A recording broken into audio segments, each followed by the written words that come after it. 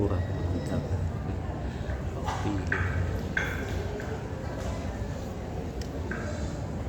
Bismillah. Bismillahirrahmanirrahim. Alhamdulillahirabbil alamin. Wassalatu wassalamu ala asyrafil anbiya'i wal mursalin Muhammadin wa ala alihi wa sahbihi ajma'in, amma ba'd. Para jemaah kaum muslimin dan muslimat yang semoga dirahmati dan disayangi oleh Allah Subhanahu wa ta'ala. Assalamualaikum warahmatullahi wabarakatuh. Waalaikumsalam warahmatullahi wabarakatuh. Alhamdulillah, segala puja dan puji kepada Allah. Salawat dan salam kepada suri teladan kita Nabi Muhammad sallallahu alaihi wasallam. Para jemaah sekalian, sebelum mulai ada pesan dari pengurus. Yang pertama, bagi akhwat, ibu-ibu, para muslimah diharapkan maju lagi mengisi ke depan. Ya, mungkin silakan ke depan merapatkan agar yang baru datang di luar bisa ikut masuk mungkin ya. Untuk silakan ya, lebih merapat ke depan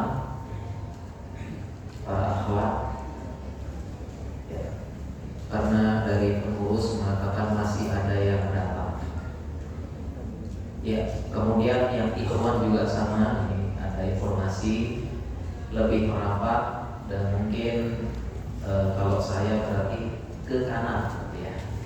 Ya, mengisi ke kanan karena pintu masuknya sebelah kiri ya. Lebih rapat lagi ya ke kanan agar yang di luar bisa masuk ya. Ya, lebih rapat. Silakan. Ya, baik. Kita mulai. Insya Allah di kesempatan duha yang penuh berkah ini, tema kita ini buku saku yang saya tulis, judulnya Fikih dan Psikologi Muamalah Istri dan Ibu Mertua serta peran suami antara mereka berdua.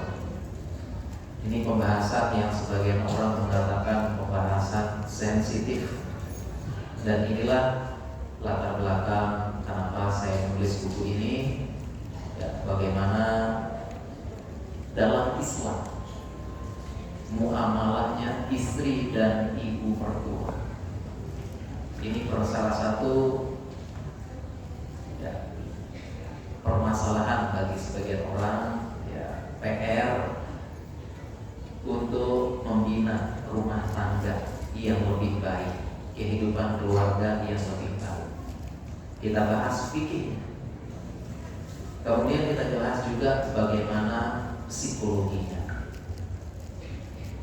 serta peran suami, karena ternyata agar muamalah hubungan istri dengan ibu mertua ini baik, lancar, peran suami tidak bisa diremehkan, bahkan sangat penting. Kita akan bahas bukunya ya. Cuma saya buka dulu bukunya ya, izin.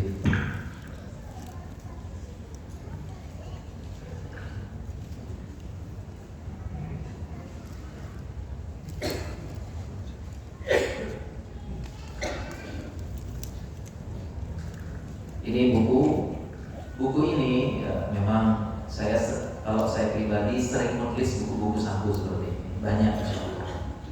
Dan ini materi untuk daurah sebenarnya.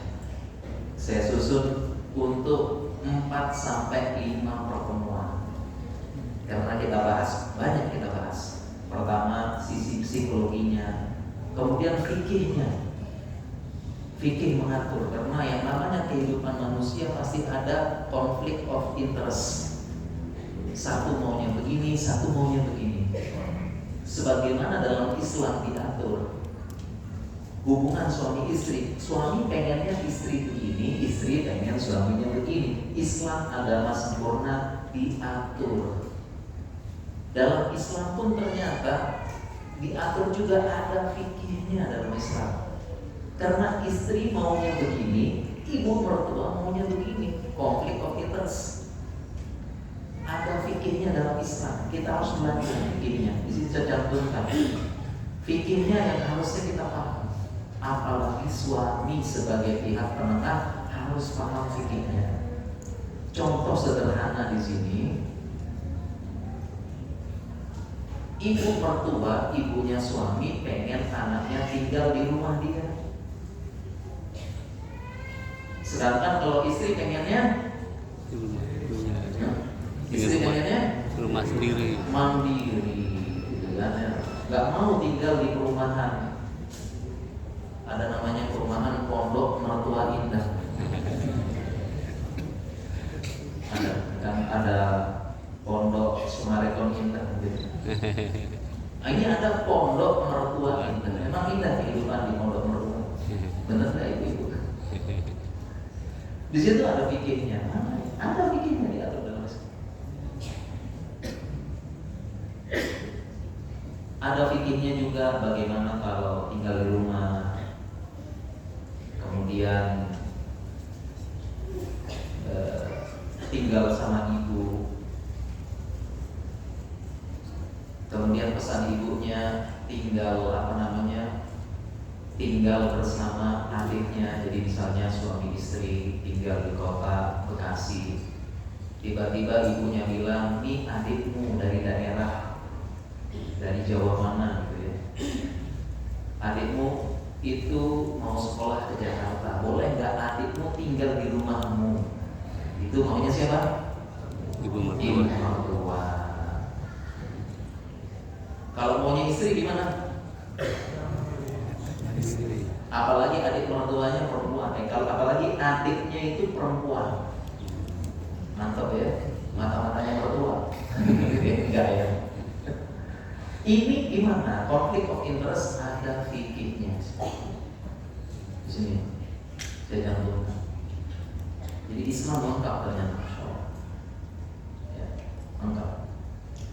Demikian juga hadis-hadis bercerita tentang psikologi. Ini dibahas. Bagaimana psikologinya istri, psikologinya, ada hadis-hadis yang menyebut. Demikian juga tentang psikologi, dengan psikologi secara umum, karena di sini di buku ini di bagian mukadimah, dalam ilmu psikologi modern pun disebutkan permasalahan ini diangkat oleh ilmu psikologi modern, hubungan antara istri dan ibu mertua. Mereka pun mempelajari, tapi saya ingin membuktikan jauh sebelum ada ilmu psikologi modern, Islam 14 abad yang lalu sudah ada dasar-dasar, bahkan fikihnya ada. Bahkan ketika ada konflik of interest, kita ikut aturan fikihnya, ikut aturan yang membuat penciptaan langit dan bumi dan manusia, dan yang lebih paham apa yang lebih maslahat bagi manusia, cara yang paling maslahat. Kita ikutin fikihnya, aturannya Allah. Antum a'lamu amillah. Apakah engkau atau Allah yang lebih tahu? Kita harus belajar fikihnya. Dalam ilmu, dan saya pun cantumkan di sini bagaimana ilmu psikologi modern bercerita. Ini permasalahan yang tidak sepele, permasalahan yang harus dicari solusinya. Kalau enggak, bahkan disebutkan, saya bacakan di mukadimahnya ini, dalam ilmu psikologi modern, ketidakcocokan antara menantu dan ibu mertua sering dijumpai dalam kehidupan sehari-hari. Benar nggak nih? Benar nggak ibu-ibu? Bahkan beberapa lembaga survei menyebutkan lebih dari 50%, 60% istri merasa tidak nyaman dan kurang bahagia tatkala harus tinggal satu rumah dengan ibu mertua. Cocok, benar apa enggak? Benar. Ini surveinya saya nggak tahu ya. Benar apa enggak? Benar. Ketidakcocokan ini sampai tahap bentrok, bahkan sampai konflik berkepanjangan. Benar apa enggak? Benar. Bahkan sampai tahap ada pilihan, pilih ibumu atau pilih aku.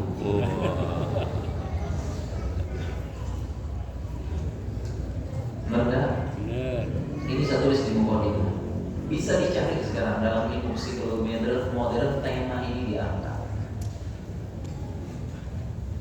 Dan kita bahas nanti juga secara ilmu syar'i. Ilmu syar'i pun dijelaskan, diatur ini.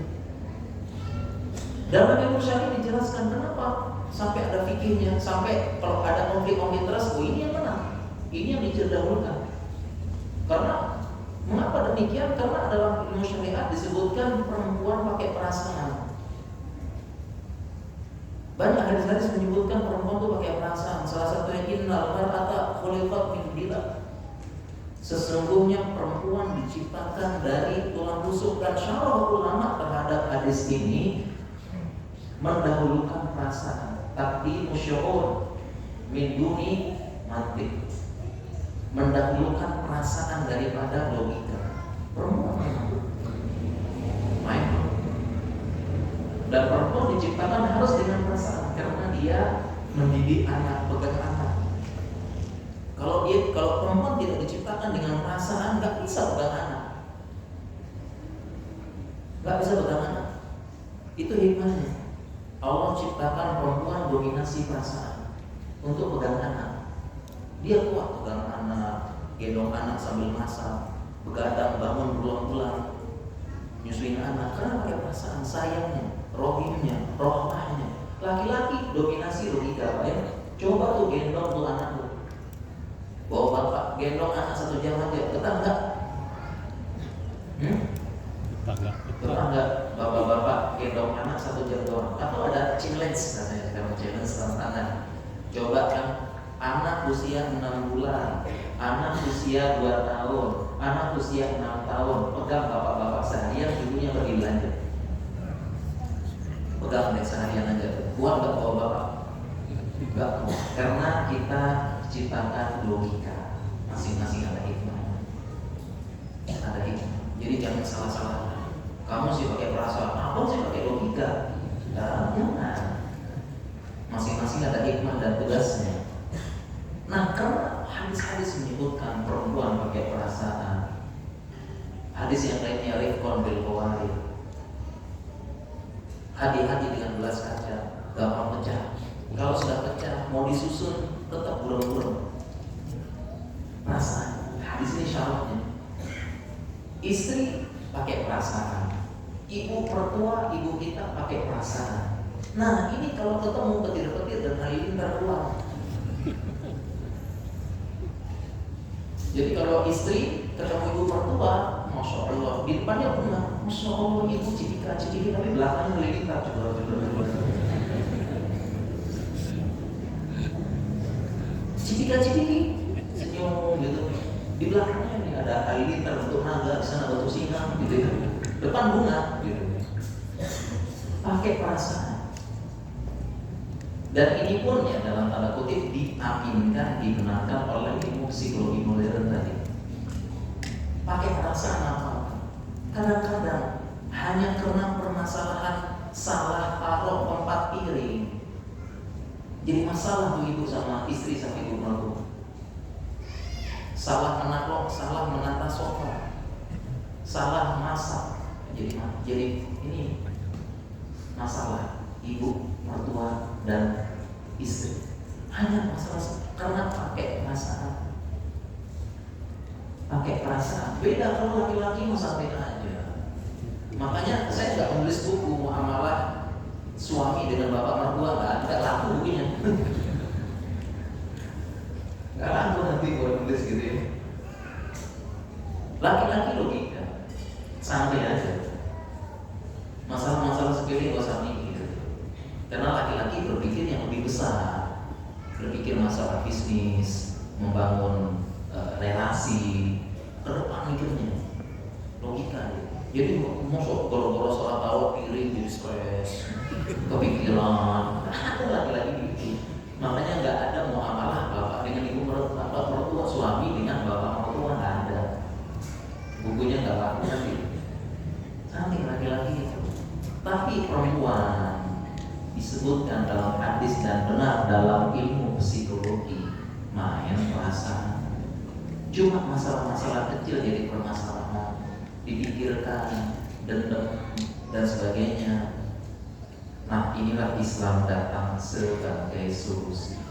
Ada solusi dalam Islam. Ya.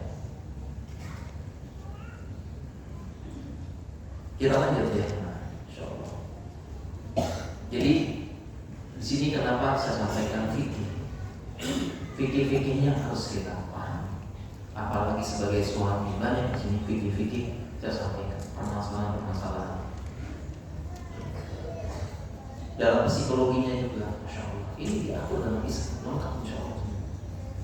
Ya, bisa solusi insya Allah, karena ini aturan Allah. Dua belah pihak akan menerima selama dua-duanya ya belajar agama, terima dengan keputusan Allah. Seperti itu. Ya, ini mukadimah dari buku ini. Ya, kenapa saya menulis? Karena demikian. Dan peran suami di antara mereka berdua tidak bisa diremehkan, bahkan sangat penting. Bahkan dalam buku ini saya sampaikan, suami terkadang harus mendamaikan antara istrinya sama ibu mertua, mendamaikan atau menetralkan. Sampai-sampai saya bahas di sini, suami boleh berbohong dalam rangka mendamaikan istrinya dengan ibunya. Suami boleh bohong di sini sampai, karena penting. Jalan terakhirnya berbohong untuk mendamaikan istri sama ibunya, atau menggunakan tauria, menggunakan apa? Istri juga ngomong ini tidak tenang, mungkin maklum lah, sudah tua gitu ya, maklum. Itu istrimu kok kayak begitu dia. Namanya juga baru belajar rumah tangga bu. Ibu kan udah pengalaman 30 tahun. Ya mungkin ibu bisa besarkan saya sampai gede seperti ini. Karena pengalaman ibu kan, maklum istri saya masih muda, baru belajar ngurus bayi, belum belajar rumah tangga kan kayak gitu. Maklum ibu udah tua. Kalau penyakit medis namanya demensia, Alzheimer. Dia kembali lagi seperti anak-anak. Kan gitu caranya suami kan, menetralkan atau mendamaikan. Orang penting. Ya. Baik, kita mulai masuk bukunya ini ya. 4-5 pertemuan jadi satu pertemuan. Saya pernah seperti ini. Jadi saya baca daftar isinya aja, nggak sampai pembahasan. Jadi daftar isinya saya jelaskan singkat-singkat. Selebihnya tak baca, karena waktu nggak cukup. Baik, kita mulai masuk. Saya bacakan daftar isinya, saya jelaskan pelan-pelan. Nanti kalau ada yang ingin ditanya bisa ditanyakan. Karena ini materi 4-5 pertemuan kalau kita bahas detail. Baik, buku ini saya bagi menjadi 4 bab, 4 pembahasan. Makanya 4-5 pertemuan. Pertemuan kelima tanya jawab, curhat semua isinya. Jadi tanya jawabnya. Saya bagi jadi 4 bab, ya, 4 pembagian. Yang pertama, ini renungan bagi suami, renungan bagi ibu mertua, dan renungan bagi menantu istri. Isi renungannya apa? Isi renungannya memahami latar belakang kenapa begitu.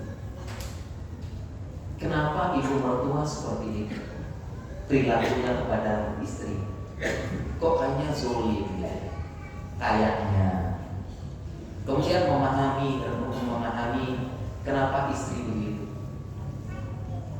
Ini latar belakangnya. Kalau kita memahami kenapa sebabnya, latar belakangnya, mudah-mudahan lebih mudah untuk memaklumi. Nah, kalau sudah sama-sama saling memaklumi, ini modal dasar kuat untuk memperbaiki hubungan ini. Ini bagian pertama buku. Kemudian bagian kedua buku ini, saya mulai membahas secara ilmu psikologinya. Jadi sebabnya secara ilmu psikologi dan solusinya secara ilmu psikologi. Baru bagian ketiga dari buku ini, baru saya bahas fikihnya. Fikih dari konflik of interest. Kalau begini yang fikihnya begini. Sebagaimana konflik of interest pernikahan, suami maunya ini, istri maunya begini, ini. Solusinya ini. Ya. Dalam hal ini suami yang berhak. Ya harus ikut. Kenapa Allah yang atur untuk masalah bersama? Demikian juga ini ada konflik of interest antara istri sama menantu. Suami gimana nih? Ya istri sama menantu, istri dan ibu mertua. Solusinya bagaimana nih? Nah, suami ngaji dong, belajar. Dalam hal ini istri yang lebih berhak. Dalam hal ini ibunya yang lebih berhak karena aturan dari Allah. Lebih baik. Itulah kita perlu kembali kepada agama.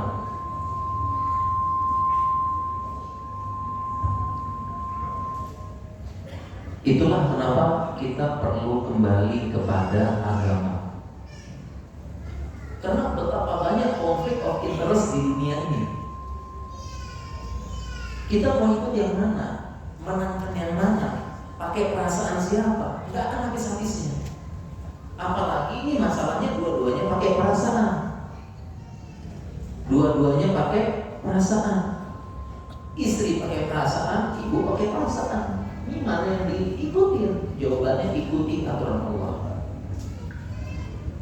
Di bab ketiga ini fikihnya dari berbagai konflik of interest.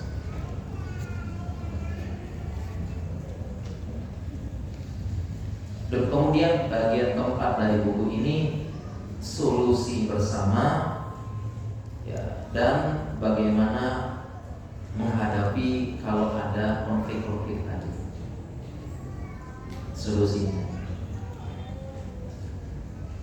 kita bahas pelan-pelan. Saya cuma buka daftar isinya aja. Yang pertama,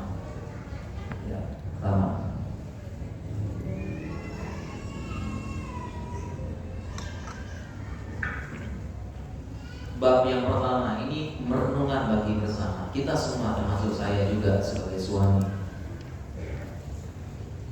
Kita merenungi latar belakang agar bisa saling memaklumi. Jadi di bab ini pertama babnya saya bacakan. Di bab ini renungan ini, ya ini berarti bab satu dari bagian yang pertama ini. Jadi bab satunya saya bahas salah satu penyebab rumah tangga hancur karena tidak belajar fikihnya. Betapa banyak kaum muslimin itu nikah tapi gak belajar dulu. Ini pertama, banyak.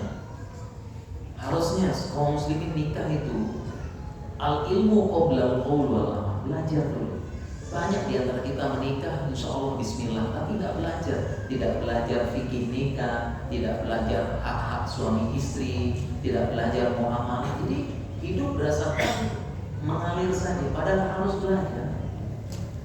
Betapa banyak rumah tangga hancur, suami gak paham hak dan kewajiban, istri gak paham hak dan kewajiban. Kemudian ketika ada konflik of interest, pakai perasaan masing-masing. Harusnya kembali kepada agama, insya Allah solusi terbaik. Solusi terbaik. Banyak sekali gak belajar kita. Bahkan fikir talak gak tahu. Banyak yang sembarangan mengucapin talak kepada istri, ngancam-ngancam. Sebenarnya jatuh talak, mereka sudah gak halal. Harusnya kita belajar. Nah, di bab pertama ini salah satu yang kita luput belajar adalah ya ini fikih bagaimana muamalah istri sama ibu mertua, kita lupa. Sehingga bisa jadi hubungan kita dengan istri lancar, tapi ternyata hubungan dengan mertua gak lancar. Kenapa kita lupa belajar? Padahal Islam ngatur nih. Ya ini kalau jamaah kalau cek bukunya nih dalil-dalil semua insya Allah. Fatwa-fatwa Allah nggak bisa sampaikan. Kita nggak belajar. Ini penyebabnya. Rumah tangga hancur kita nggak belajar. Harusnya belajar. Banyak nggak paham hak-hak kewajiban. Konflik of interest. Padahal ada semua dalam Islam. Ada insya Allah. Itu aja yang kita ingat. Sebab yang kedua, salah satu sebab keretakan rumah tangga kurang komunikasi. Termasuk hubungan istri dengan ibu mertua, komunikasi kurang. Dan suami kurang memfasilitasi. Ini salah satu sebab. Saya bahas di bawah ini.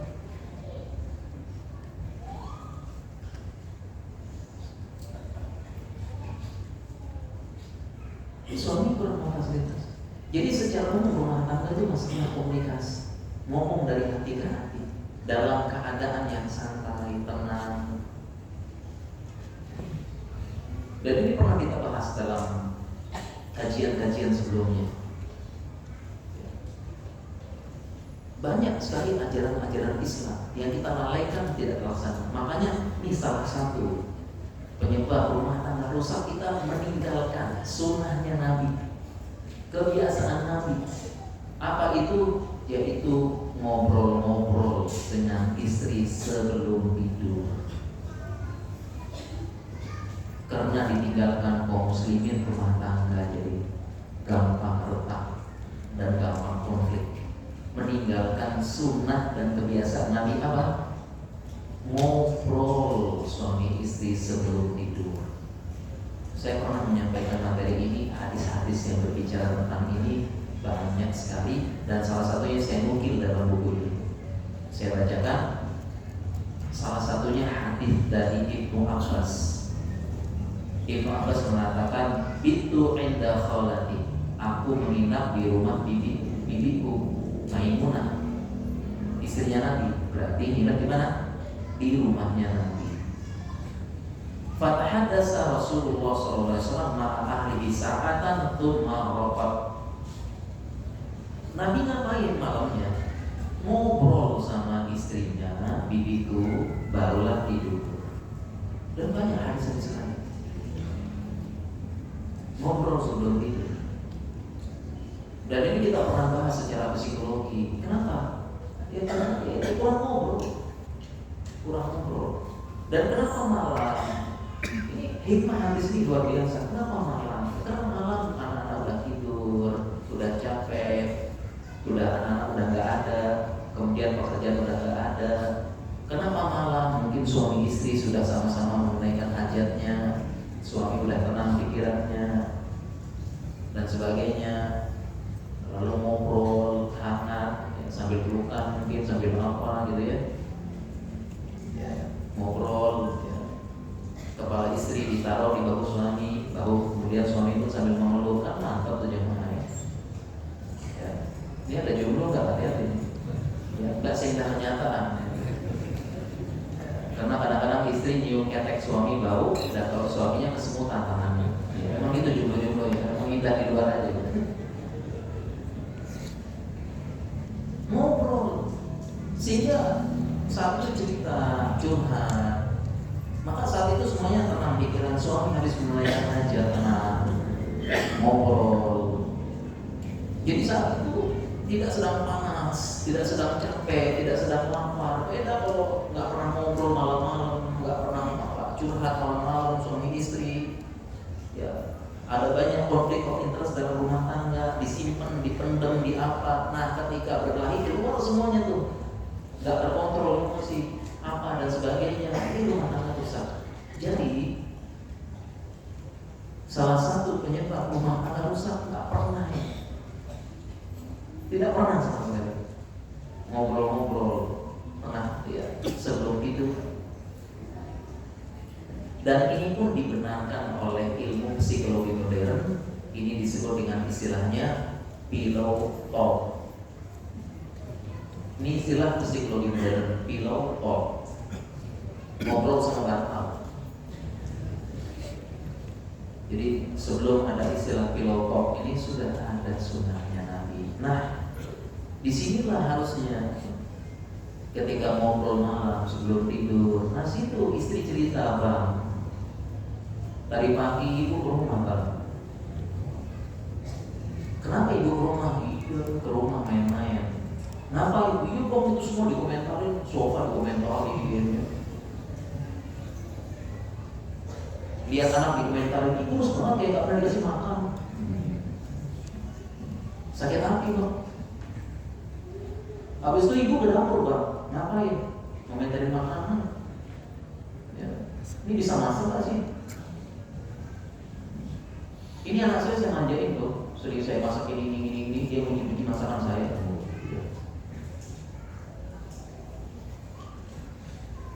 Sampai-sampai ke taman ibu komentar lagi, tangan kok gak terurus. Nah, ya.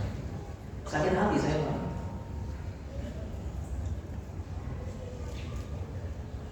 Nah yang seperti ini diceritain, ngobrol, pas ketika ngobrol itulah cerita sampai kamu nak.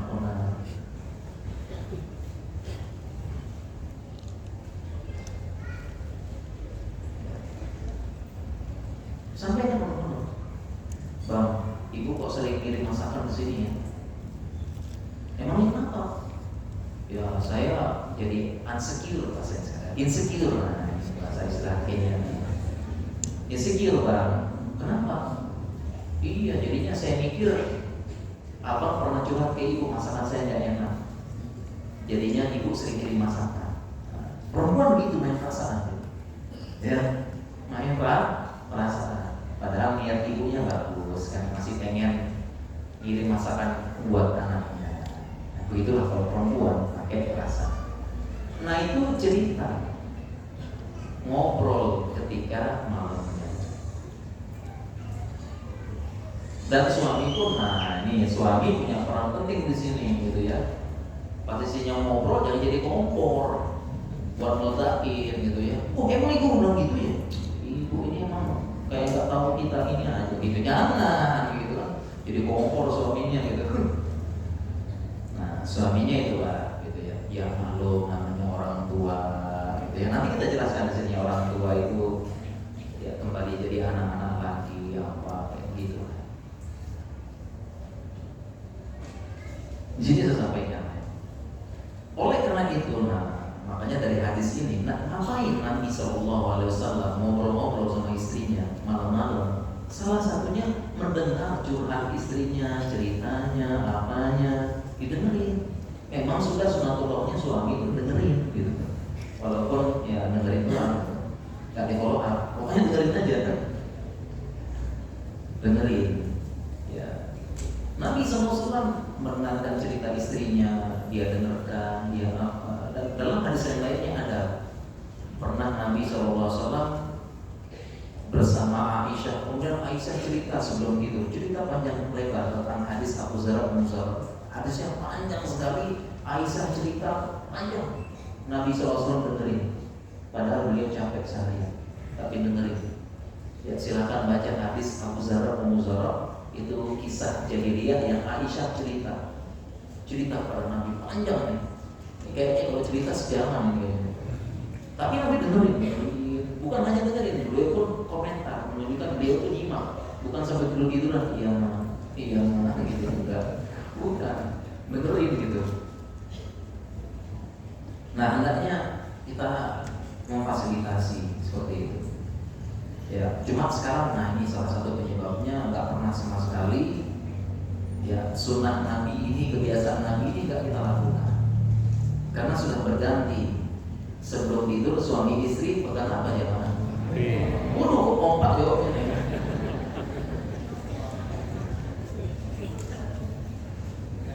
Iya, sebelum tidur keduanya mukanya bercahaya.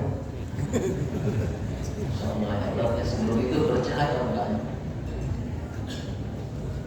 Tapi bukan min asari sujud.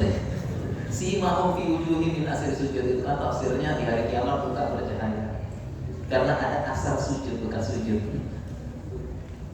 Ya, mukanya bercahaya berdua-duanya, masya Allah. Padahal istrinya di sebelah, ngobrolnya ada WhatsApp, Pak, tolong transfer dong, oh siap.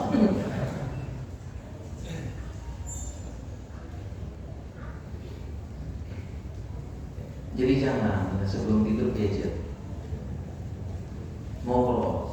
Ya maksudnya jangan ditinggalkan ngobrol, disempatkanlah ngobrol atau apa. Makanya kita punya prinsip sekarang, jangan ada gadget di antara kita malam ini. Nah ini ya, jadi ini bab yang pertama tadi. Ya. Jadi kita renungan awal. Kemudian bab selanjutnya dari bagian pertama. Ini saya jelaskan poin-poinnya aja.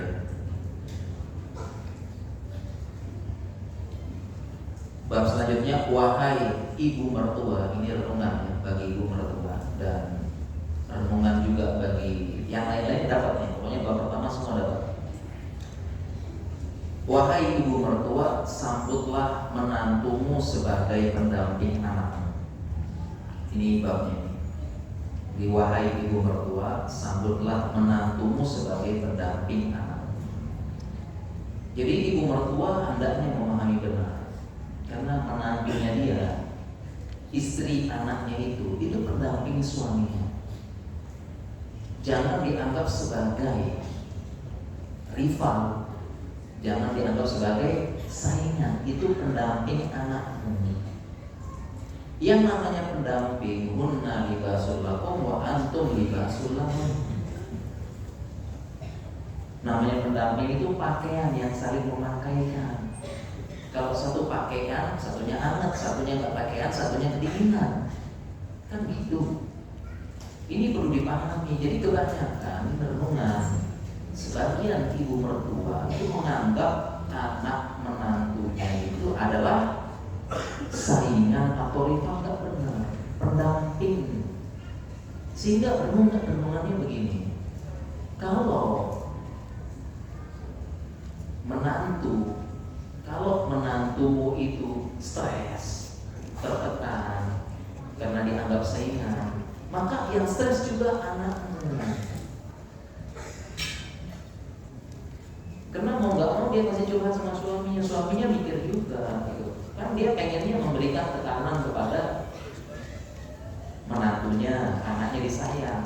Tapi justru dengan memberi tekanan kepada menantunya ini, itu berarti memberikan tekanan kepada anaknya juga. Anaknya pusing juga kan gitu.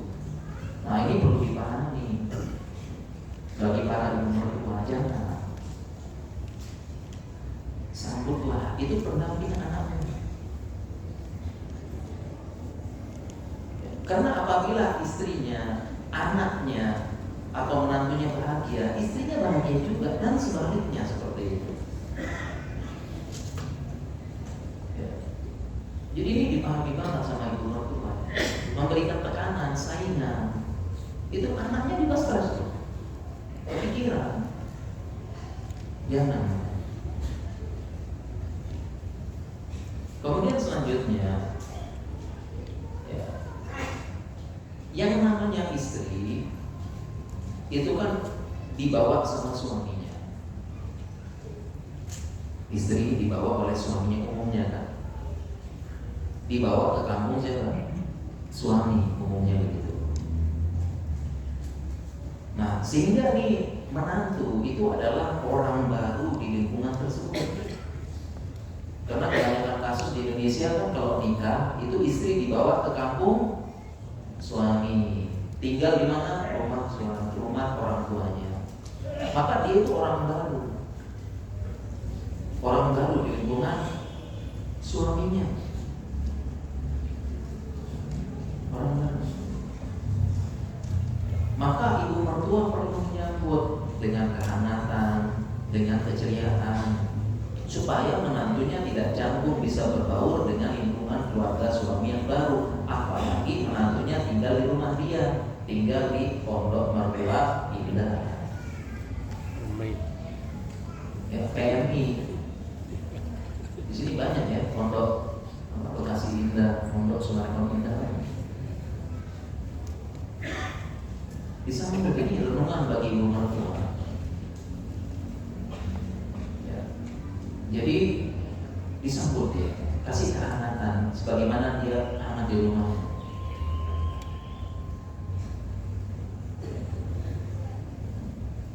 Bahkan ada ungkapan dalam bahasa Arab gitu ya. Innal binta dhaifatun fi baiti abiha. Sesungguhnya anak perempuan itu tamu di rumah bapaknya. Saya ulangi, anak perempuan itu tamu di rumah bapaknya. Kenapa kira-kira? Anak perempuan kita tamu di rumah kita. Kenapa kira-kira?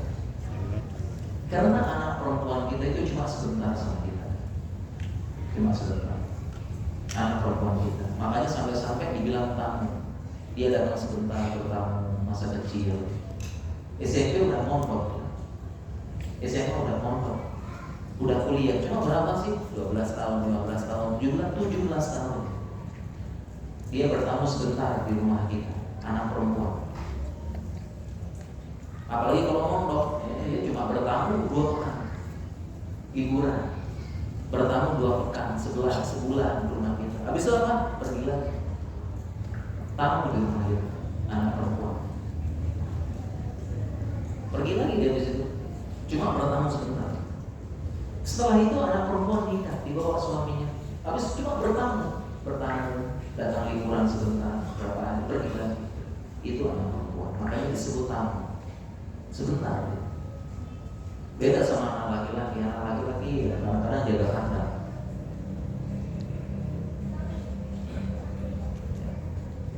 Makanya ibu mertua ya seperti itu ya, perlakukan menantu baik-baik.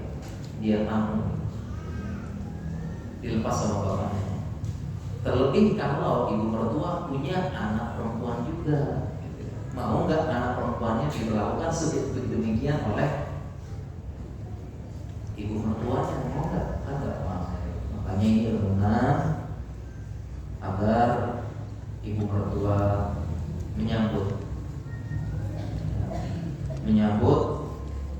menantu sebagai pendamping anak. Kita lanjut bab selanjutnya. Ini masih renungan bagi ibu mertua. Bab selanjutnya, ya, wahai ibu mertua, gitu ya, jadilah ibu yang baik bagi menantu. Kenapa? Karena tadi kita sebutkan, ya, menantunya itu orang baru. Dia bukan siapa-siapa di situ, canggung dia, serba salah. Di sini ada beberapa cara untuk memberikan. Cara menyambut pertama, memberikan kepercayaan penuh kepada menantu dalam rumah tangga. Jangan terlalu mencampuri urusan rumah tangga menantu dan anaknya, itu tidak boleh. Ini cara yang pertama. Tidak boleh terlalu ikut campur, mendominasi. Bahkan dalam fikih Islam, dalam syariat Islam, tidak boleh seorang ibu mertua ikut campur dalam urusan rumah tangga anaknya. Nggak boleh. Kita jangan ikut aturan adat, jangan ikut aturan adat, jangan ikuti kebiasaan masyarakat. Yang namanya rumah tangga itu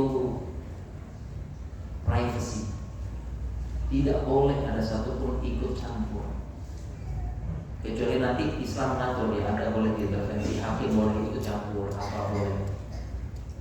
Misalnya ada kekerasan dalam rumah tangga terbukti, itu boleh ikut campur, dipanggil suaminya dan sebagainya, boleh. Tapi hukum asalnya tidak boleh, ya, Tidak boleh siapapun itu ikut campur dalam urusan rumah tangga seseorang, termasuk ibu mertua, nggak boleh sama sekali. Ini perlu dipahami. Ini fikih aturan Allah. Mengapa demikian? Karena hadis Nabi SAW, beliau bersabda, al-mar'atu ra'iyatun fi baiti fi ra'iyatun ala ahli baiti zawjiha wa waladihi. Seorang istri ra'iyatun, bertanggung jawab. Terjemahnya ra'iyatun, pemimpin. Lengkap hadisnya, al-mar'u ra'iyun fi baiti, kemudian seorang laki-laki pemimpin di rumahnya. Perempuan itu pemimpin dalam rumah suaminya dan anaknya. Ra'iyah, pemimpin, penanggung jawab. Jadi urusan rumahnya suami, urusan anak-anaknya, itu hak privasinya istri. Siapapun nggak boleh ikut campur. Mertua, orang lain, ya, kemudian ipar nggak boleh. Ini aturan Islam. Sehingga tidak boleh, jangan itu aturan ada, kebiasaan, nggak boleh campur. Mau mentari nggak boleh. Udah urusan orang tua. Boleh kalau ada ikut warimah, tapi hukum asal nggak boleh. Siapapun itu, mau ada ipar, kemudian mau mertua, mau siapa, datang kemudian entar anakmu begini, sampai-sampai ada ungkapan ibu mertua, saya juga berhak karena ini cucu saya. Oh, nggak bisa. Ketika konflik sama menantunya, dia itu anakmu, tapi ini juga cucu saya. Saya punya anak cucu saya begini, jangan begini, tapi itu nggak boleh. Karena hadisnya jelas. Ra'iyatun ala ahli baitiha wa waladihi. Siapa pemimpin rumahnya suami ini, pemimpin untuk rumah, dan pemimpin anak-anaknya, maskulnya, penanggung jawabnya adalah istri. Namanya penanggung jawab, tidak boleh otoritasnya diganggu. Tidak boleh. Nah, ini konflik of interest. Islam mengatur. Satunya merasa ini anak saya, satunya merasa ini cucu saya. Dan kalau ada, ingat ini konflik of interest, ya. Maksudnya kalau bareng-bareng, kalau namanya konflik of interest itu ya kira terakhir yang menang istri. Tapi ya jangan langsung diinterkonflikkan gitu. Maksudnya ya sama-sama kenapa enggak gitu ya. Ya istri usulannya begini, ya ibu mertua usulannya begini sama cucu, ya kalau bisa digabung kenapa enggak. Jangan langsung konflik aja gitu. Rumah papa juga, saya habis ngaji kemarin menang saya kok. Jangan masuk itu juga gitu ya. Ini kan istilahnya konflik of interest. Ya konflik of interest itu jalan terakhir. Tidak boleh sebenarnya. Siapapun itu nggak boleh. Kita jangan ikut adat aturan. Ya, ikut apa ikut? Mungkin adat mana begitu. Ya, orang tuanya ikut campur, keluarga besar ikut campur sama anak. Bisa. Jadi kalau contoh misalnya, ya, biasakan metode pendidikan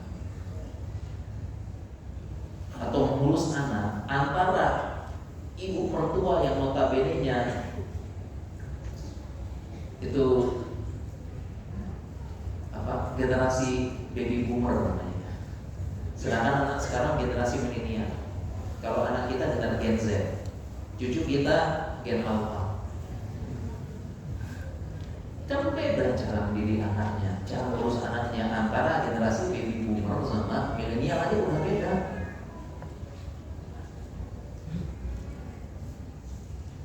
Yang generasi baby boomer kan anak kecil itu dikasih pisang, ya, baru beberapa bulan pisang harus habisin kasih masuk. Generasi milenial begini diasih saja. Generasi baby boomer bayinya dibedong. Ini caranya.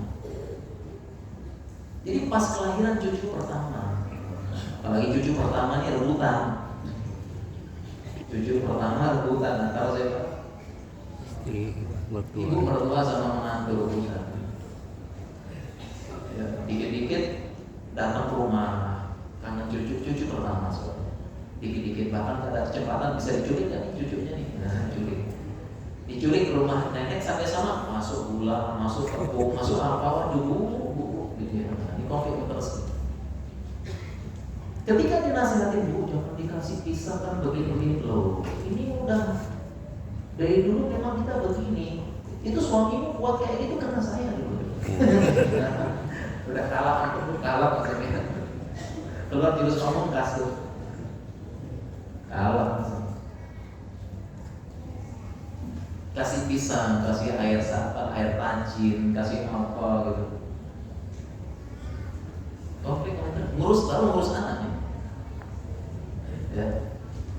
Baru lahir aja udah konflik terus ya. Langsung beda pendapat ya.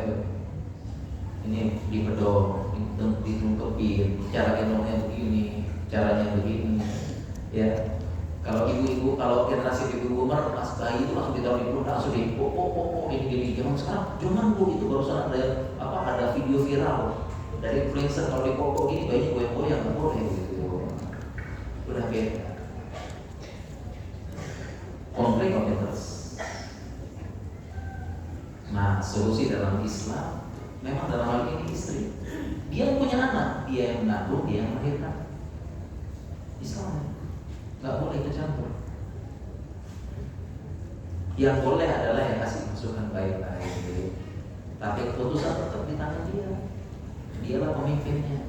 Istrilah pemimpinnya yang memegang anak tersebut, melahirkan dan terlindungi. Mengapa ini paling adil? Karena masing-masing dapat jatahnya masing-masing. Ya, itu ibu mertua kan sudah pernah ngurus bayi, udah itu jatahnya dia udah. Jangan lagi, nanti dia harus jatahnya dia lagi. Kan masing-masing udah dapat jatah masing-masing gitu.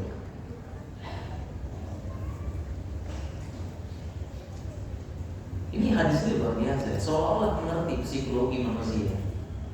Yang benar ini yang disebutkan anak. Satu lagi disebutkan apa? Ala ahli baitiha rumah. Karena banyak konflik of interest antara istri dengan ibu mertua itu kalau nggak anak yang mengatur rumah. Benar kan nih? Mengatur rumah, masakan, tempat ngatur sofanya, tempat piringnya, tempat apanya. Itulah yang dikomentari. Konflik of interest-nya.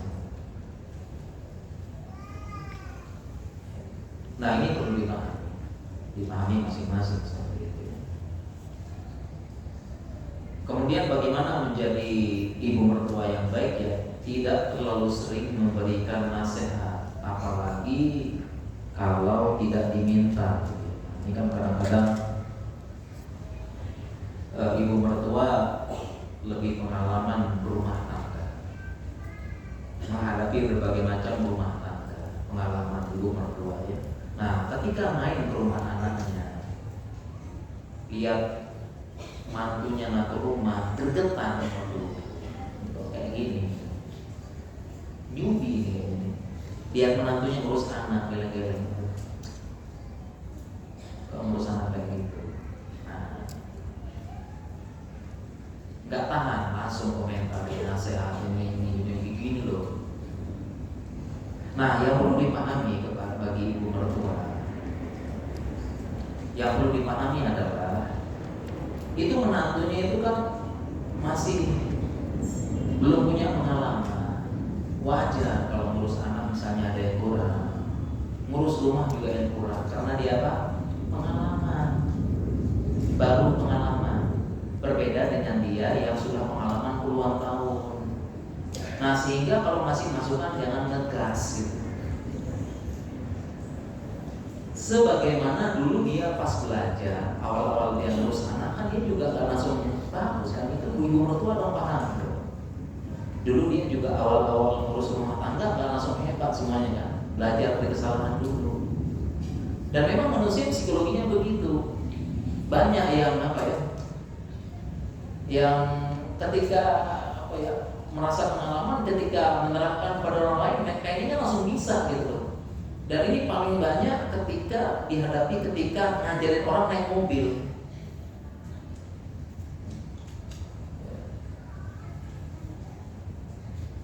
Istri saya naik mobil tuh saya ngajarin pelan-pelan, gak usah dikomentarin, gak usah diapain. Setiap ada kemajuan kita puji-puji. Memang gitu. Memang gitu orang belajar naik mobil. Nah sebagian orang ngajar naik mobil orang lain, dikit-dikit komentarin, salah cara punya, kan sudah dijelasin. Dia pengennya sekali ngajar sama hebat, gitu, nggak bisa. Ngajarin orang naik mobil pelan-pelan.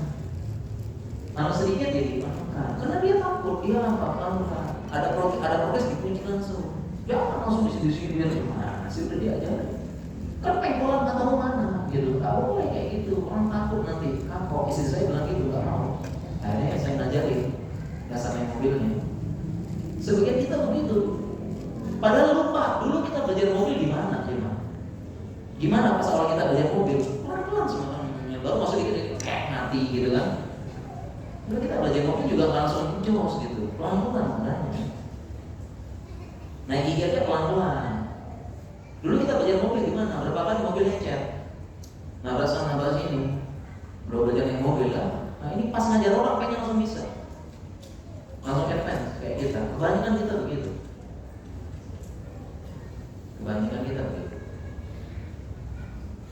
Nah demikian juga ibu mertua. Memang gitu, ibu mertua masuk rumah menantu, banyak yang pengen dikomentarin nih. Banyak sekali. Kayak tadi gitu ya. Karena standarnya dia yang udah pengalaman puluhan tahun. Nah ini yang perlu dipahami oleh siapa? Ibu mertua. Perlu dipahami. Kemudian juga di bab ini saya sampaikan, ibu mertua juga harus menerima menantu apa adanya.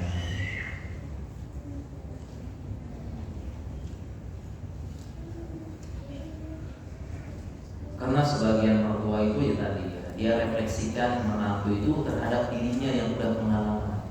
Pengennya sempurna, padahal menantunya baru belajar pegang bayi. Jadi pengennya sempurna, pengalaman. Itu jangan, terima apa adanya. Apalagi ya, ibu mertua punya mantu perempuan banyak. Ibu mertua punya mantu perempuan 3 atau 4. Gimana caranya? Banding-bandingkan menantu. Dan yang dibandingkan kebaikannya semua. Jadi menantu A, dia punya kelebihan di sini, maka yang lain harus punya kelebihan seperti si A. Kalau enggak dikomentari. Mantu B punya kelebihan di sini, nanti dia juga menerapkan itu pada yang lain. Yang lain harus kayak B juga. Kalau enggak dikomentarin, si C punya kelebihan ini, nah ini juga sama, mantu lain harus kayak C. Si D punya kelebihan ini, mantu lain harus kayak D juga. Jadi semua kelebihan-kelebihan diambil semuanya, banding-bandingkan. Jangan, masing-masing ada kelebihan dan kekurangan. Kita lanjut bab selanjutnya. Ternyata bab selanjutnya masih buat ibu mertua nih, sabar dulu ya ibu mertua. Sabar. Bab selanjutnya masih buat ibu mertua, sebentar buat istri. Bab selanjutnya, wahai ibu mertua, ingatlah engkau saat pertama menjadi menantu dulunya tidak layak membalas dendam. Nah, poin di sini. Ini yang kita perlu tekankan. Tidak layak membalas dendam. Kebiasaan adat kita hapuskan, ganti dengan aturan Allah, syariat Allah. Mengapa saya tuliskan di sini balas dendam? Ya karena memang mungkin karena dulu kala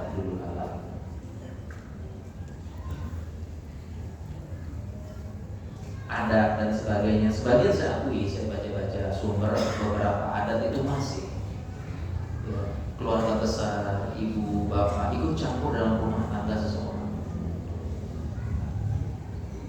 Sebenarnya nggak Apalagi zaman dulu kala, misalnya menantunya generasi baby boomer. Generasi baby boomer dulu itu kan nggak kayak sekarang ya. Jadi rumah zaman dulu itu kayak begini. Rumah zaman dulu itu satu pekarangan luas, ada beberapa rumah. Ya kan? Ini rumahnya ibu, rumah anak pertama, tapi satu pekarangan luas. Itu di rumah zaman dulu. Zaman dulu beda sama sekarang. Sekarang kan udah di sendiri aja, di apartemen di mana di tinggal. Tapi zaman dulu meskipun di zaman dulu tuh tinggal satu rumah. Kalau nggak tinggal satu rumah, tapi satu pekarangan, kan bodoh aja, sama aja berarti kan. Itu zaman dulu kala gitu. Rumah kakek saya begitu. Rumah kakek saya itu luas, tapi ada berapa rumah di situ. Jadi masih bisa saling-saling komentar gitu ya. Ini bahaya juga nih. Ya saling ngambil nasi di kamar sebelah, di rumah sebelah, ngambil nasi, ngambil piring, ngambil garam, ya dapur bersama gitu. Ya rumah ini masak gitu ya, rumah ini masak, ya. taruh ayam, taruh apa di ini. Kemudian anak sebelah main habis ayamnya. Nah, ini memang bahaya juga nih. Jadi komentar juga dimakan sama sepupunya. Mungkin dulu ya yang generasi baby boomer memang ya tinggal sama ibu. Dan zaman dulu kala beda. Zaman dulu kala kalau sudah tinggal di pondok mertua indah, ya zaman dulu kala kan belum ada apa, belum ada mesin cuci, ya. Belum ada apa lagi, pompa air. Ya jadi dulu kan zaman dulu kala itu kalau menantu tinggal di rumah ibu mertua ya siap-siap jadi asisten. Ya,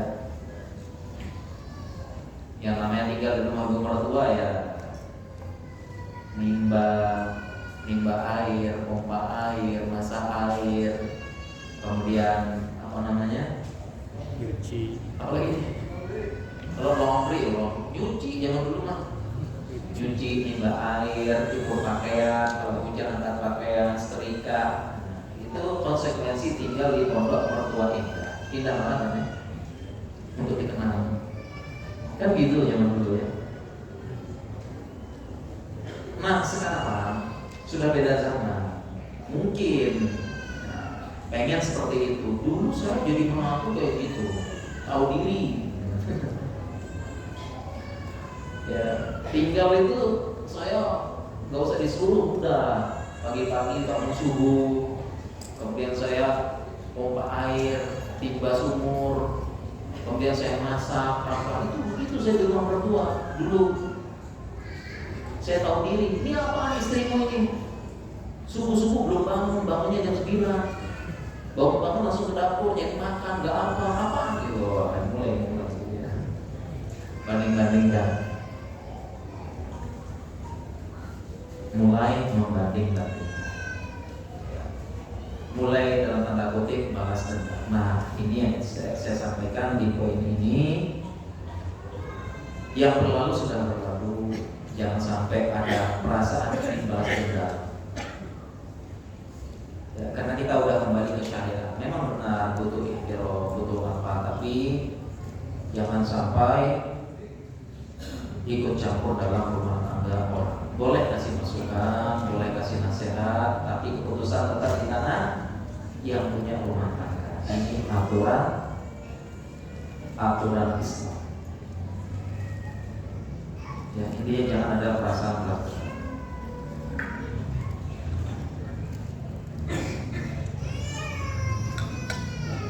Ini renungan bagi ibu mertua. Kita lanjut bab selanjutnya. Baru renungan bagi istri sekarang. Nah, tiba gilirannya.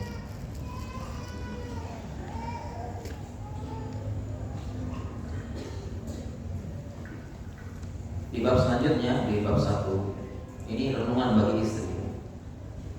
Wahai istri, pahamilah bahwasannya ibu mertua itu merasa anak laki-lakinya, kebanggaannya, miliknya itu merasa direbut, diambil oleh siapa? Oleh menantunya. Ini bab saya tulis renungan untuk istri.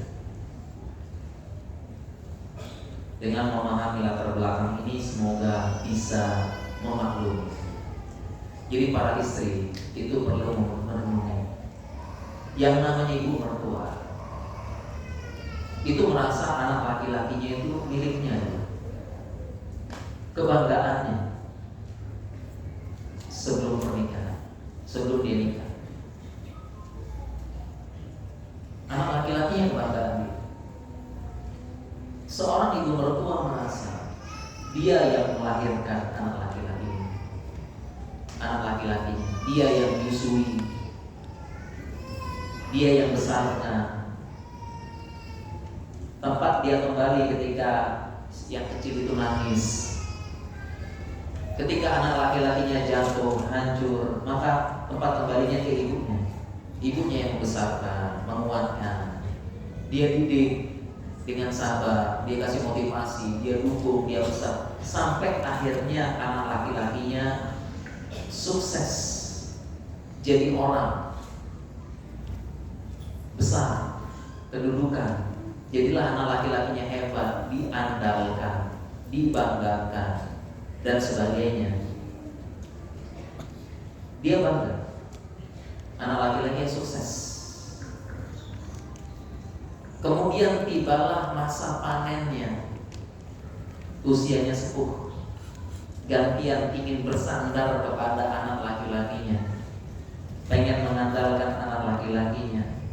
Tibalah masa sepuh, masa bersandar, masa memanen hasil mendidik anak laki-lakinya. Pas tiba masa panennya, datang seorang perempuan gak dikenal, masih muda, pendatang baru, ngambil anaknya.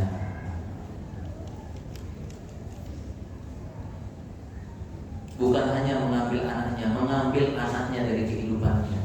Sebelumnya anak laki-lakinya tinggal sama dia di rumahnya. Sebelumnya anak laki-lakinya bisa ngantar ke pasar buat belanja. Sebelumnya anak laki-lakinya bisa ngantar dia pergi arisan. Sebelumnya anak laki-lakinya bisa ngantar dia pergi berobat. Sebelumnya rumahnya itu dijaga oleh anak laki-lakinya. Sebelumnya bangun pagi dia jumpa dengan anak laki-lakinya, dia bangga, qurratu ayun. Pagi-pagi buka mata, lihat anak laki-lakinya sholat subuh, berangkat, qurratu ayun, senang. Sebelumnya dilihat anak laki-lakinya berangkat kerja, salim dulu sama ibunya, bangga, qurratu ayun. Sebelumnya anak laki-lakinya ngantar ke acara arisan, acara keluarga, dengan bangganya dia panggil anak laki-lakinya, sini nak, kenalin teman-teman ibu. Nih teman-teman ibu, ya, ini teman ibu yang ini, teman ibu yang ini, teman ibu yang ini. Oh, anaknya di mana sekarang bu? Iya, anak saya jadi direktur sekarang. Ya memang anaknya gimana? Anaknya dokter spesialis. Dengan bangganya dia mengenalkan kebanggaannya, hasil didikan, karena prestasi terbesar ibu mendidik anak berhasil. Bangga, ini kebanggaan gak tergantikan di depan teman-teman. Ngantar arisan, ngantar acara keluarga, yang ngantar anak laki-lakinya. Kemudian dia bangga, anak saya. Sebelumnya begitu. Dan ini ternyata berlalu hanya sebentar saja. Anaknya menikah, diambil oleh seorang perempuan gak dikenal, pendatang baru, diambil, bukannya diambil, dibawa pergi.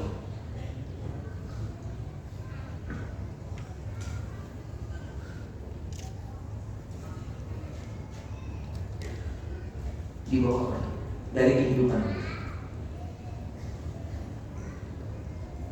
Kontras.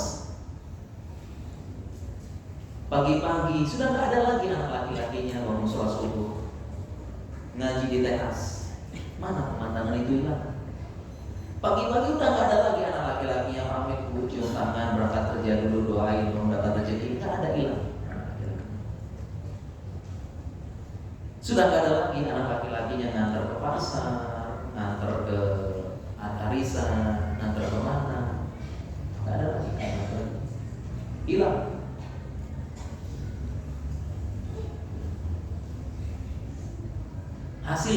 Hasil kerja keras didikan selama ini yang panen orang lain itu psikologinya ibu mertua. Hasil saya yang panen ini perempuan saya nggak kenal, masih muda lagi, nggak kenal, dia yang panen. Sekarang dia yang pergi sama anak laki-laki kebanggaan saya. Dia yang pergi ke pasar, dia pergi kemana, diantar ke sana, diantar ke sini, temenin, diajak liburan, diajak apa dan sebagainya, dinafkahi, diapain. Yang menikmati orang lain yang namanya menantu.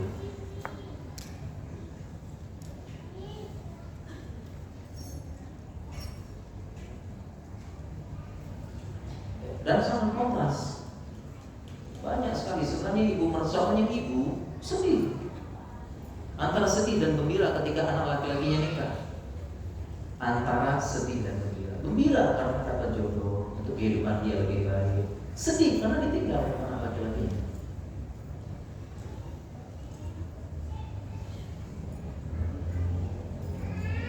Kehidupan yang kontras. Udah sepi rumahnya. Terlebih apalagi mertua ini single parent, membesarkan anak laki-lakinya sendiri, lebih sedih lagi jadinya. Ibu mertuanya single parent, membesarkan sendiri. Atau ibu mertuanya habis cerai, bapaknya nggak tanggung jawab, akhirnya membesarkan anak laki-laki dengan sendiri, dengan air mata dan air darah, tangisan darah. Dia besarkan dia, tiba-tiba pergi. Cuma sebentar, panennya sebentar. Yang menikmati orang lain.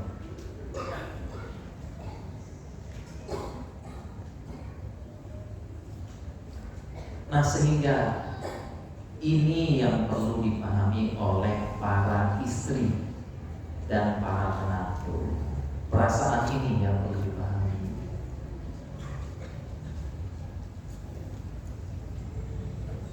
Dengan bisa para istri dengan memaklumi latar belakang seperti ini, dengan tahu semoga bisa memaklumi, itulah yang dirasakan oleh para ibu mertua.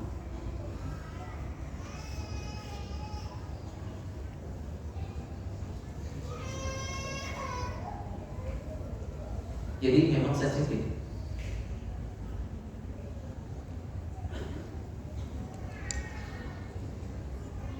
Oleh karena itu, ini solusi di sini buku ini. Memang dalam keadaan ini, kalau ada sesuatu konflik of interest, memang menantu perlu dalam tanda kutip sedikit ngalah.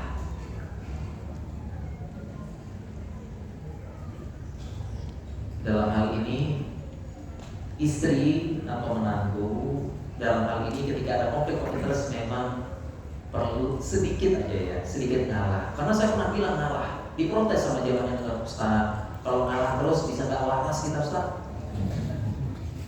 Makanya saya ganti kata-katanya, sedikit apa? Ngalah.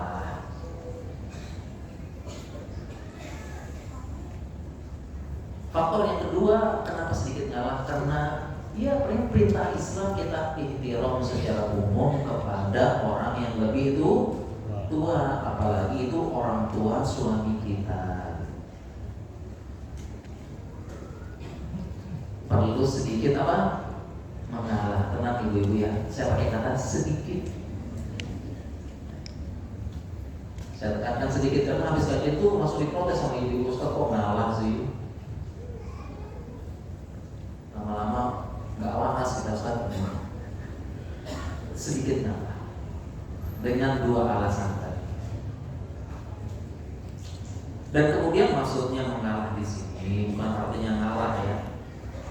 Sedikit ngalah maksudnya adalah pertama, lebih dahulu menampakkan rasa hormat, lebih dahulu memuliakan, lebih dahulu menyapa.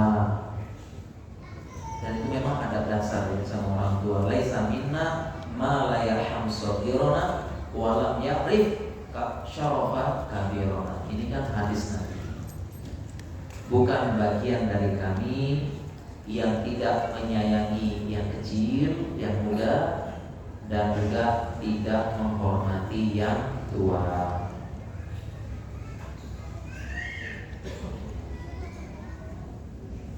Jadi para istri ya lebih dahulu menghormati, lebih dahulu memuliakan, lebih dahulu menyapa, lebih dahulu mengambil hati, memang itu.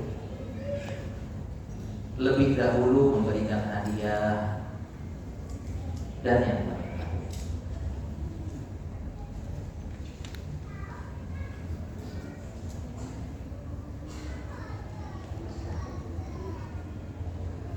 Kemudian para suami, nah ini makanya peran suami penting. Para suami kita maksud saya,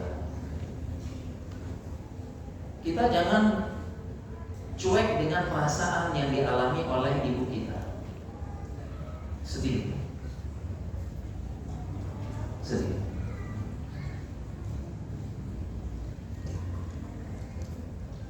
Kadang-kadang suami karena main logika terlalu meremehkan perasaan, dan juga ya. Kadang-kadang istrinya curhat, "Bang, kok ibu gini-gini sih? Oh, itu aja gitu-gitu." Jangan, beda ya. Kita sama perempuan beda. Kita mah cuek ya, santai aja. Tapi kalau perempuan ya mikirin emang gitu. Demikian juga dengan ibu. Makanya bagi suami, itulah kenapa jangan lupakan birrul walidain, berbakti kepada orang tua, terutama ibu, karena begitu. Itulah kenapa hadisnya umuka aku, karena mungkin kalau kita menikah, bapak kita gembira full bapak kita. Ketika kita menikah, full kiranya bapak. Tapi kalau ibu antara gembira dan sedih. Kita perlu paham.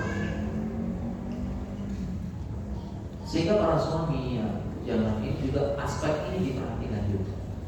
Kenapa sih para ibu mertua kayak begitu semua ceritanya? Ya memang begitu ceritanya latar belakang.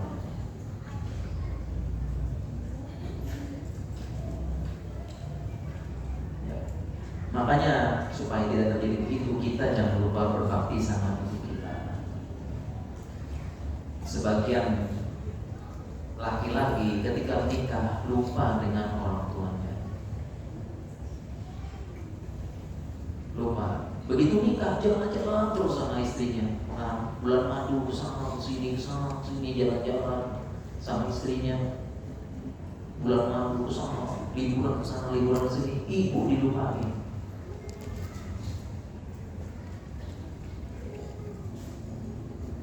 Kadang-kadang suami begitu. Apalagi kan sekarang zaman WhatsApp, zaman sosial media, jalan-jalan sama istrinya bisa terus di grup ya. Jalan sini, di grupnya ada ibunya. Atau jadi WhatsApp story terus gitu ya. Tapi ibunya di blok. Jangan lupa berbakti sama ibu. Sudah nikah nggak apa-apa, sempatkan jalan berdua sama ibu. Jalan berdua sama ibu, nemenin sebagaimana dulu sebelum nikah. Kan antar ibu kemana-mana, jalan nemenin, ngobrol sama ibu, seperti itu. Dan nikah, jangan lupa orang tua. Laki-laki, apalagi dalam ilmu psikologi, laki-laki itu tipenya laki-laki itu ini ya, tipe dia tipe vertikal bahasanya. Kalau perempuan horizontal, artinya laki-laki perempuan lebih cenderung multitasking. Kalau laki-laki dia enggak. Ini dalam ilmu psikologi. Jadi laki-laki kalau sudah fokus dia fokus, nggak bisa kemana-mana. Sehingga ketika laki-laki fokus ke rumah tangga dan bangun karir, dia kadang-kadang lupa dengan orang tua. Makanya Islam mengingatkan sering-sering ingat orang tua berbakti. Karena laki-laki nggak kayak perempuan. Ini dalam ilmu psikologi perempuan lebih multitasking daripada Laki-laki, artinya kalau laki-laki kalau dia fokus banget, dia susah terpecah. Perempuan beda, perempuan multitasking. Allah udah ciptakan. Ya, makanya laki-laki, coba laki-laki ini bukti ya. Bukti laki-laki begitu, kalau udah fokus bangun karir berkeluarga lupa yang lain. Contohnya begini, coba aja. Laki-laki kalau sudah pegang HP ngurus kerjaan, nggak bisa diajak ngobrol. Saya sering diprotes sama istri, kalau saya sudah pegang HP terus gini, istri saya ajak ngomong nggak bisa, nggak nyambung, karena sudah pegang HP fokus sama itu. Tapi kalau istri luar biasa, sambil pegang HP ngobrol, masak, nyapu apa gitu bisa dia. Istri multitasking, bisa dia sambil pegang HP, ambil ngobrol, ambil gini fokus. Kalau kita enggak pegang ini lagi kerja, udah nggak dengerin main. Diajak ngobrol nggak bisa. Itu laki-laki tuh. Itu secara ilmu psikologi. Makanya perlu diingat. Ini laki-laki. Kita lanjut bab selanjutnya. Ini bab selanjutnya nasihat untuk istri lagi. Nah, sekarang bagian istrinya. Ini ngomong-ngomong udah jam 11 lebih jemaah nih. Kita lanjut materi itu tanya jawab nih. Ya, ini pesannya sampai jam berapa kita? 11. Hah? 11. Sampai jam berapa jemaah? 11. Oh, berarti kita tutup dong nih. Ini jam saya jam 11 lebih 10. Mana nih? Tutup ya.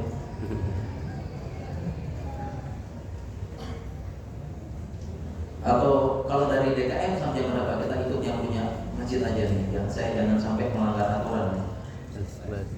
Ya? Sampai jam 11. Mana jemaahnya? Kita cukupkan aja ya berarti ya. Ini melanggar apa namanya? Nanti saya nggak enak sama DKM-nya nanti. Apalagi sekarang zuhurnya cepat katanya. Oh iya, zuhurnya cepat ya. Iya baik, mungkin saya selesaikan satu bab untuk istri aja ya, biar adil nantinya. Biar pulang-pulang tuh saling adu hujat. Terakhir satu bab untuk istri biar cepat ya. Ini masih nasihat untuk istri. Saya bacakan. Wahai istri, pahami psikologi ibu mertua sepuh. Ini bab selanjutnya ya.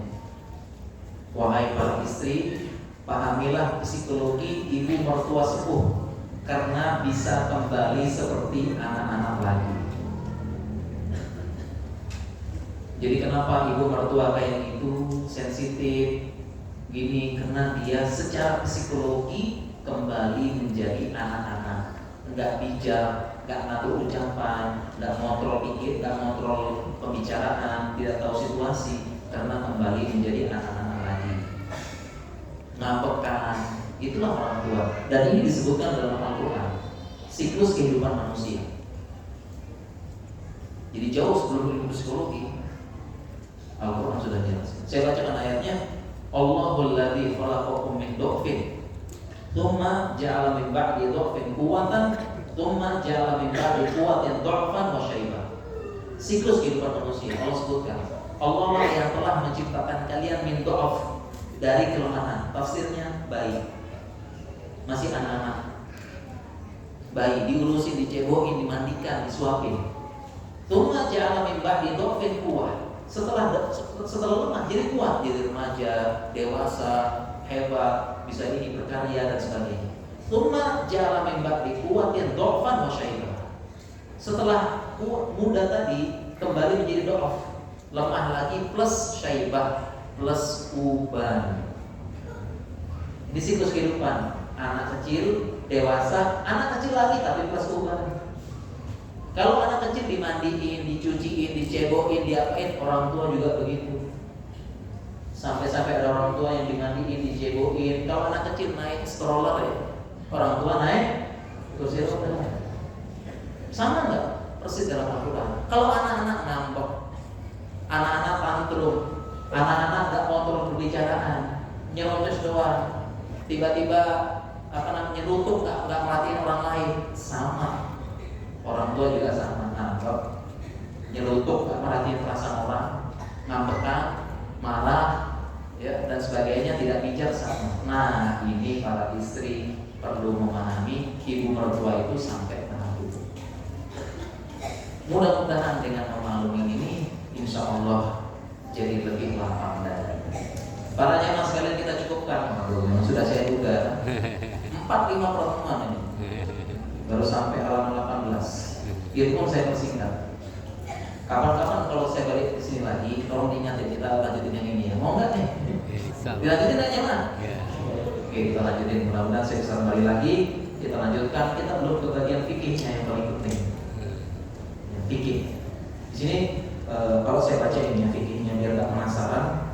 Contohnya bab fikihnya, bolehkah istri menolak tinggal serumah dengan ibu mertua? Bolehkah istri menolak kedatangan ibu mertua? Ini kan komplek terus nih. Ada jawabannya. Dan banyak banget.